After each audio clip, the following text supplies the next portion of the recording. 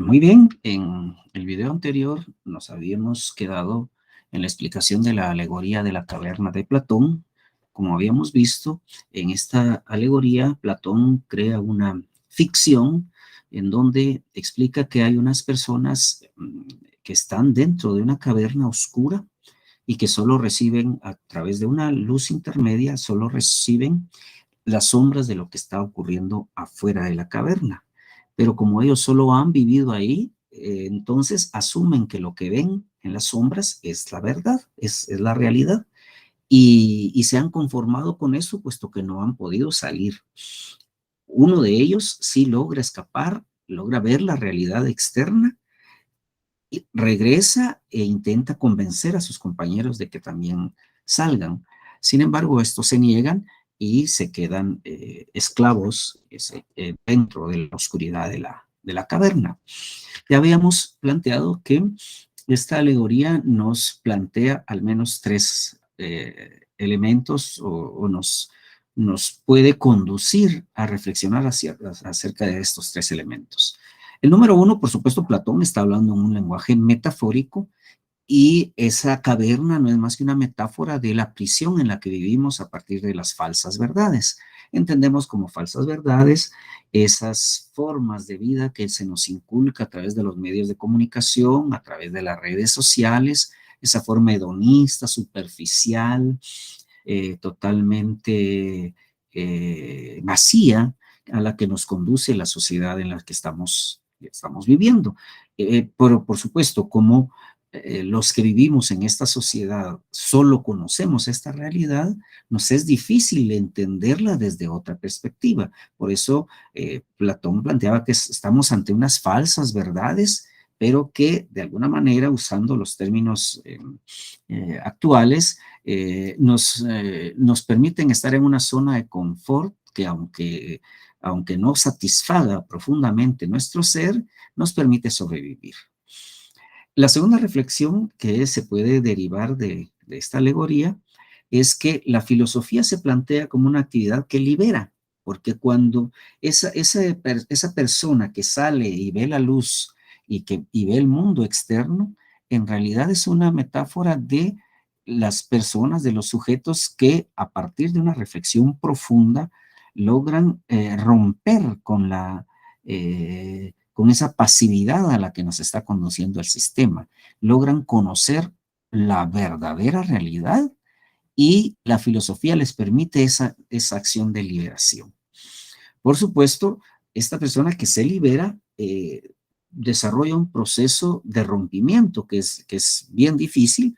Insisto, se nos ha hecho creer que el mundo en el que vivimos es el único posible y que esa es la realidad.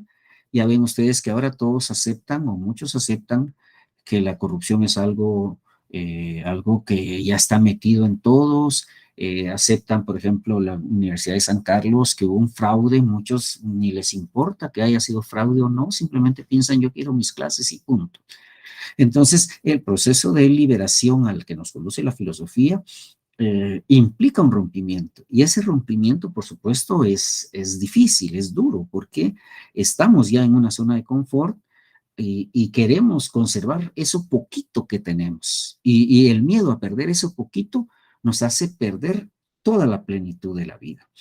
Entonces, cuando rompemos las cadenas del oscurantismo en el que estamos, en el que la caverna nos tiene, nosotros somos obligados a reconstruirnos, a repensar qué somos, quiénes somos, por qué hacemos lo que hacemos, por qué pensamos lo que pensamos, y a replantear, por lo tanto, por qué nuestro mundo es como es y qué alternativas tenemos a ese mundo. Con esta explicación de Platón, tal vez se pueda entender mejor qué es la filosofía. Por supuesto, la esencia misma de la filosofía nos induce a no querer encasillarnos en una definición. Precisamente una definición sería contradecir la filosofía, puesto que la filosofía es en esencia una búsqueda y no un encuentro necesariamente. Entonces, ¿qué es el primer elemento que surge de la filosofía? La capacidad de asombro. Capacidad de asombro significa ser capaces de asombrarnos por un hecho cotidiano. Yo acá tengo a esta mi gatita, y esta gatita pues actúa como cualquier gato, y nosotros pues estamos acostumbrados a verlos. Ahora, si reflexionamos, ¿por qué nunca un gato actúa como un ser humano? ¿Qué hay en el ser humano que lo diferencia de un gato? ¿Y qué hay en un gato que lo diferencia del ser humano? Entonces, al plantearnos esas interrogantes, ya estamos ante un terreno filosófico, porque ya estamos obligados a buscar respuestas, a plantearnos dudas más profundas que escapan a los pensamientos cotidianos de qué sé yo, de comer, de bañarnos, de ir a trabajar, etcétera. Cuando nos asombramos ante una realidad cualquiera que sea, estamos ante un principio filosófico. Ese principio de capacidad de asombro obviamente permea e inunda toda la actividad filosófica. Es decir, no podría haber filosofía sin esa capacidad de asombro. Esto lo planteó Platón hace 20 y tantos siglos. Bueno, ya entrando en materia, la filosofía es siempre una actividad crítica. ¿Por qué? Porque no se conforma con la verdad establecida, no se conforma con los conocimientos tal y como se han dado. Busca siempre otras explicaciones, busca profundizar, no está nunca satisfecho, y por eso filosofía es búsqueda, más que pretender encontrar algo. La filosofía nos lleva a abrir nuestra mente para eh, encontrar la verdad.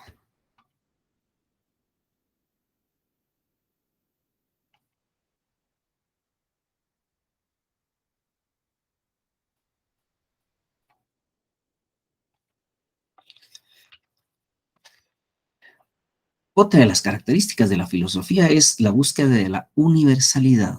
Cuando un filósofo se plantea una reflexión, no quiere responder a una interrogante concreta. O sea, por ejemplo, si volvemos a mi gatita, a mí como filósofo no me interesaría por qué esta gata es como es, sino en todo caso, si yo quisiera hacer una reflexión filosófica, tendría que plantearme qué hay en el ser humano que lo diferencia de los demás animales. Eso ya es universalizar, ya no es yo dueño de la gatita y la gatita, sino es mi persona como representante de la humanidad, universal de la humanidad, y la gatita como representante de la animalidad. Entonces, esa reflexión que parte de un hecho concreto, mi gata, Picha y yo, se universaliza hacia los animales y los seres humanos.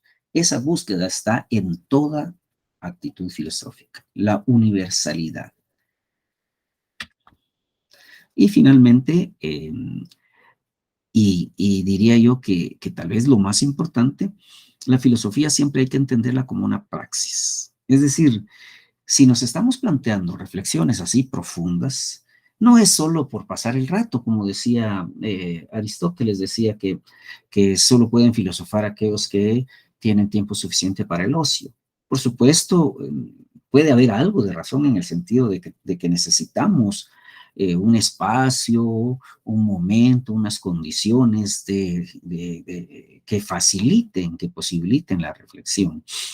Pero más allá de la reflexión, la filosofía lo que trata es de transformar nuestra vida.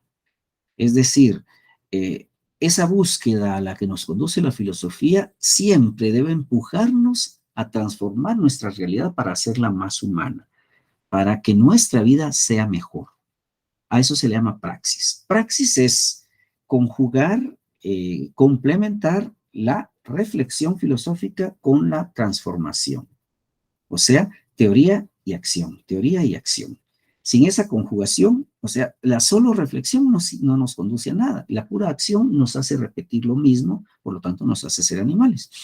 Pero cuando conjugamos teoría con acción, nuestras acciones van a transformar y van a ser cualitativamente mejores. Y nuestra teoría se va a ir afinando, va a ir perfeccionándose gracias a lo que la misma acción le vaya diciendo. Entonces, la filosofía busca esa praxis, esa conjugación entre reflexión y acción. Por supuesto, ya hablamos de que la filosofía se plantea siempre interrogantes universales o universalizantes. Sin embargo, sería imposible abarcar en una reflexión todas las áreas de interés. Entonces se habla de tres áreas de interés o tres ramas generales de la filosofía. La primera de ellas es la filosofía del ser. Es decir, la primera reflexión filosófica es ¿qué es la realidad? ¿Qué existe? ¿Quién soy? ¿Qué es el ser humano? ¿Qué es el derecho? ¿Qué es la sociedad? Es decir, la esencia de lo que existe.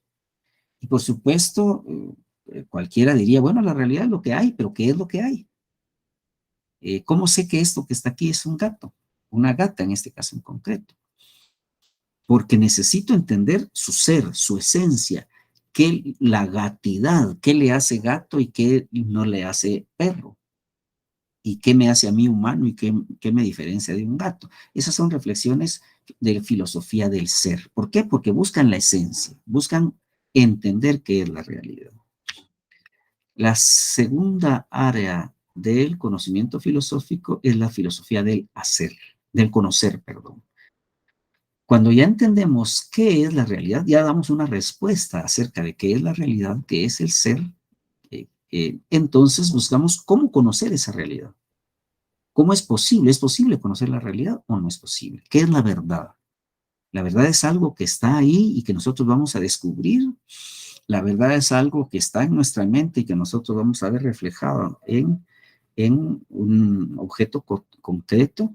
O la verdad es algo que se construye a través del diálogo entre personas. Todo eso implica una filosofía del conocer. También dentro de la filosofía del conocer está cómo, cuál es el mecanismo para verificar que mi pensamiento sea el adecuado. A esto nos vamos a dedicar casi todo el curso dentro de una disciplina que se llama la lógica, y esa es la que más nos vamos a detener a reflexionar. Finalmente, la filosofía del hacer, en donde se reflexiona acerca de la acción humana. Por supuesto, no acción en el sentido de, por ejemplo, yo como tomo agua, sino acción en el sentido de qué nos mueve a hacer lo que hacemos, por qué actuamos como actuamos. ¿Por qué tenemos ciertos valores nosotros? ¿Por qué un ladrón actúa siempre defendiendo los valores que asume que son mejores que los nuestros? Entonces, la filosofía del hacer reflexiona acerca de las acciones humanas, dentro de ellas, pues obviamente la moral. La moral no es más que una reflexión acerca de nuestras acciones, porque nuestras acciones siempre reflejan nuestros valores. Y nuestros valores siempre surgen y se van generando a partir de nuestra interacción social. Esa es la reflexión de la filosofía del hacer. Vamos a dejar este video acá. Espero que les haya sido de alguna utilidad y nos vemos la próxima.